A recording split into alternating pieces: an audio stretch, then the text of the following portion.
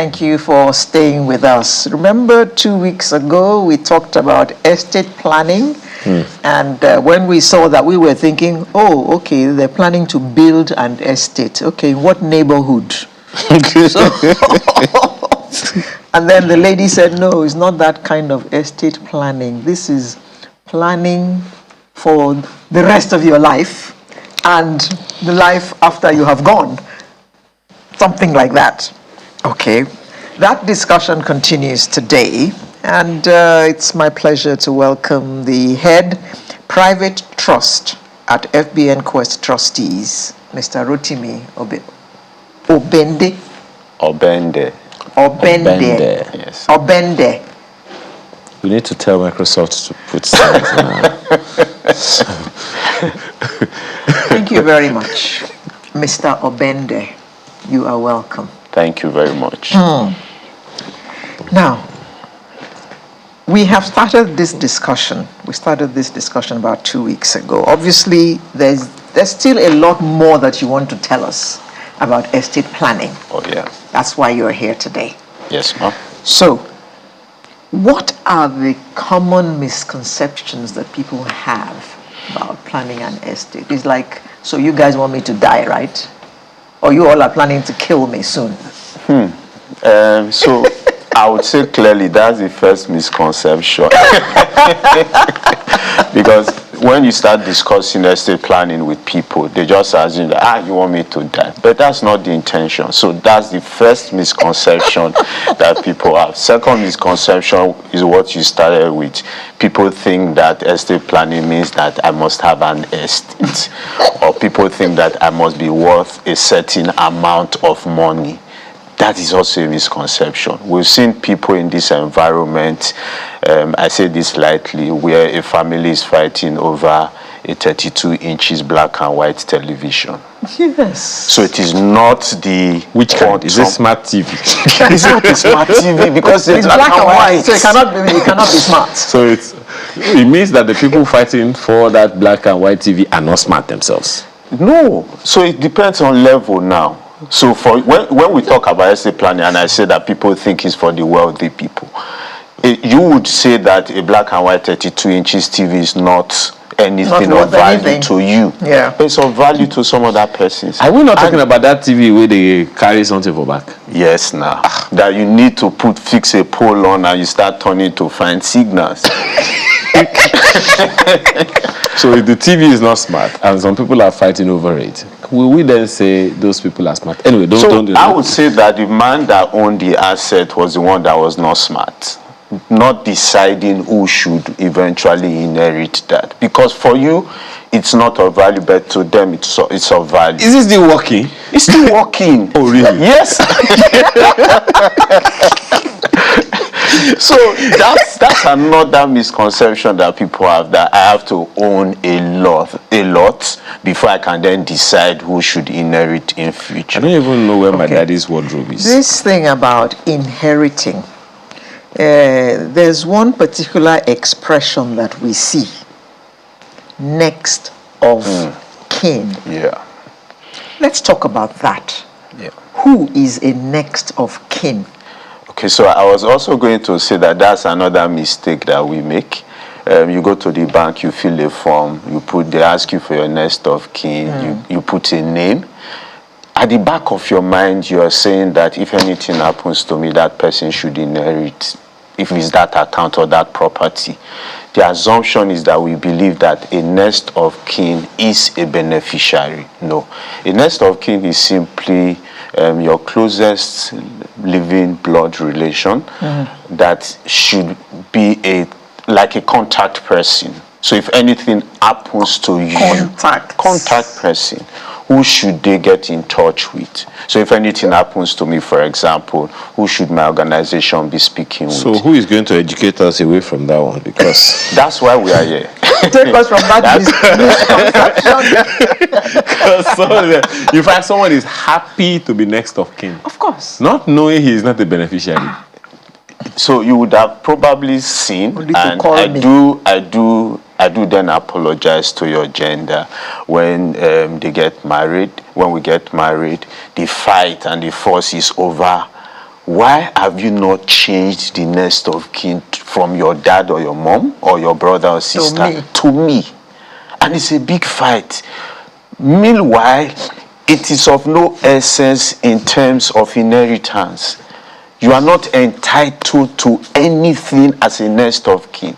Hey. The person that is entitled to something is a beneficiary. Hey, but there's no space for beneficiary on the form. He just asked me for a next of kin. Yes, but they then expect you to have an estate plan in place. See, yesterday when I was at that event, Alero, wait 1 second.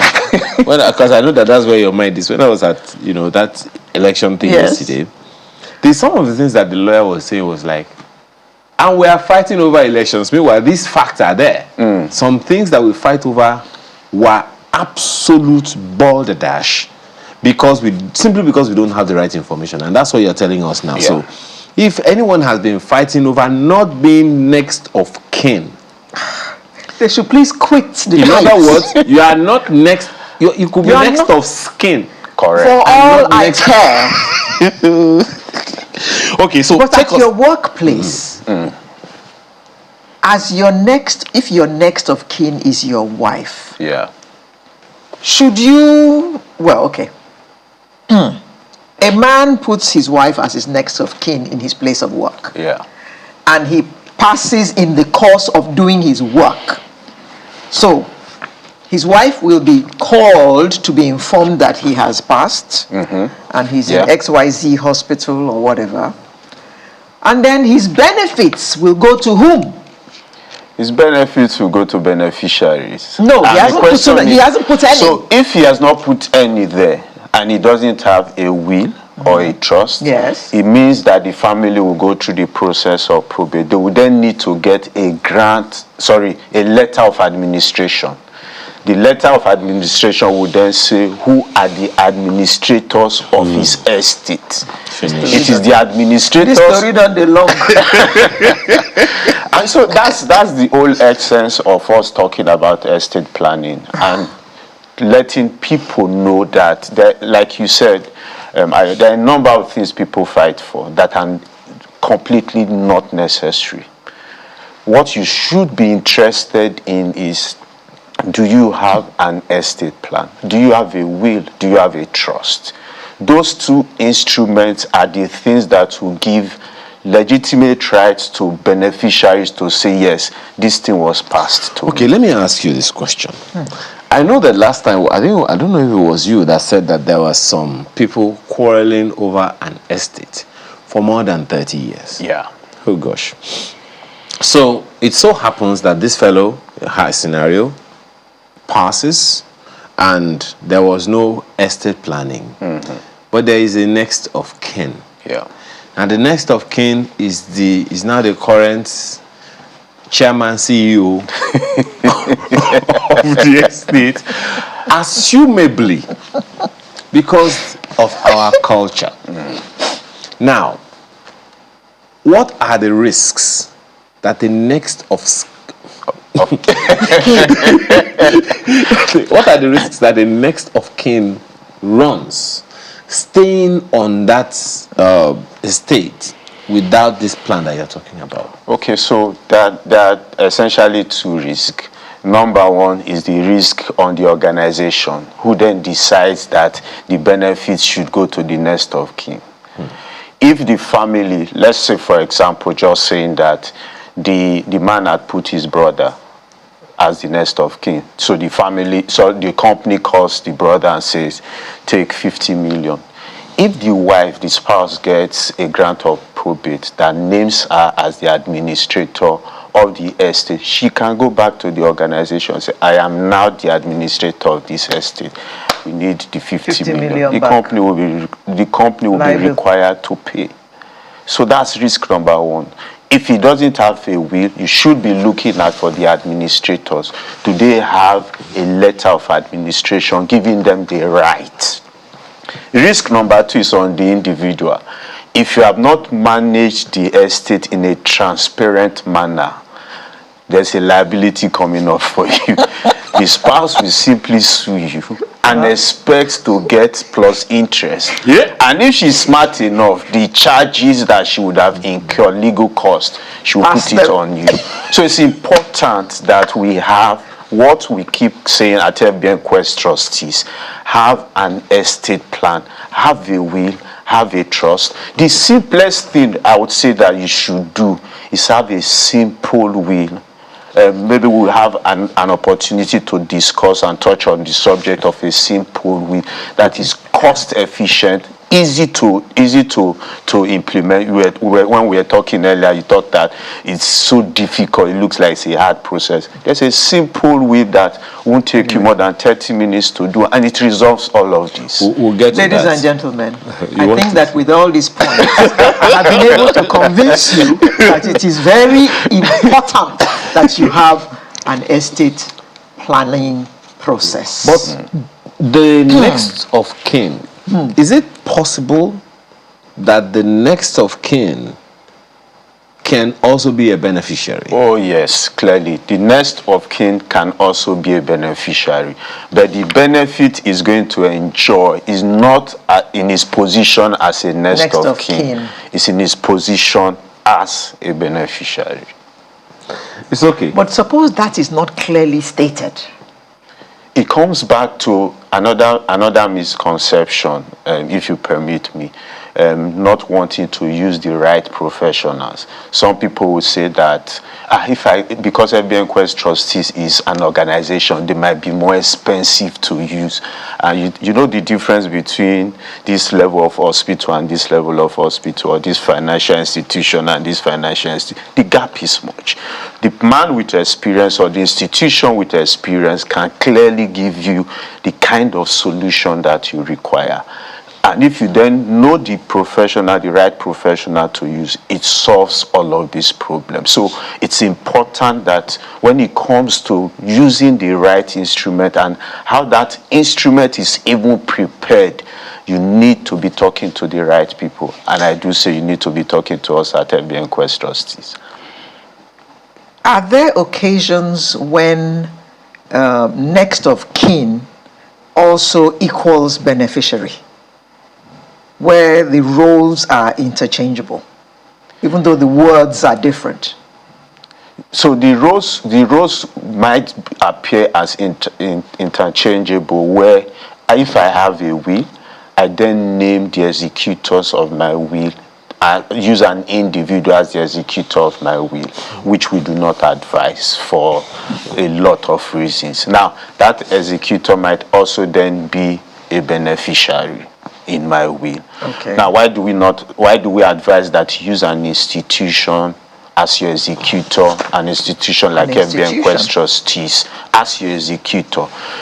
When it comes to being biased, you're dealing with an institution that will not be biased. They will deal professionally. So if you say this asset, this is how you want the assets distributed, they will work in a professional manner. If you use an individual, for example, and you then, that individual then, I like your face more than I like his face, so he is tempted to now give you preferential treatment, even though the will does not say that. Now, where the will is not clear as to distribution, he would then need to use his own sentimental reasoning to decide how distribution should be done. But a professional institution named as an executor will not do that. Well, there is someone who is calling something to question on Twitter, talking about the fact that what Islam says about estate planning. You want to speak to that? What Islam says? Yes. Okay, so someone says, as Muslims, Islamic religion has already stipulated who are the beneficiaries of a deceased. It is clearly stated in the Holy Quran. Is that something that is factored in? Oh, so it's clearly stated in the Quran, but the Quran also says, and even in some Sunnah, that also says that Prophet Muhammad, for example, says to Muslims that if you have assets that you want to bequeath to the next generation, a night must not pass before you have a will in place. So it clearly says to Muslims, you must have a will. Now, the distribution of your assets is what Islam the Quran has also provided for. So if you have 3 sons, those 3 sons automatically know what they will get. If you have 3 daughters, the daughters automatically know. You have surviving parents. It's spelled out, the ratio that each person gets, which is what he's talking about. Now, what Islam has also provided, which just flowing from that, 2/3 of your assets, which legally speaking to, you cannot do anything or change the variation. 2/3 goes to named beneficiaries. 1/3 you can then do anything you like with, which then flows to the very essence of having a will. I have a will. What do I want to do with my 1/3? Now, Islam recognizes the fact that if you are a Muslim born in a Muslim family and you decide to become a Christian, just saying, you have lost that out of that 2/3 portion automatically. But that 1/3, the creator, the owner of the asset can then decide in his will that, okay, because you will not get anything from the 2/3, you get something from the 1/3. I can then name you as a beneficiary. I can also create a waqf.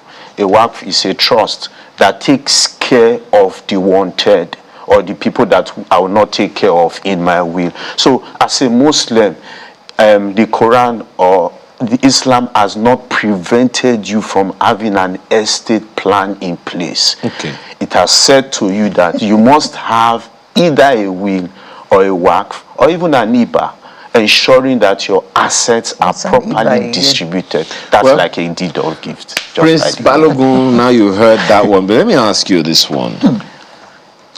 Can somebody change the next of kin? And in that case, what are the implications? So again, why you bothered about a next of kin when you should be bothering about a beneficiary? You can change it 100 times if you want to. But what I think we should then start to ask ourselves, and our viewers should ask themselves, do you have an estate plan?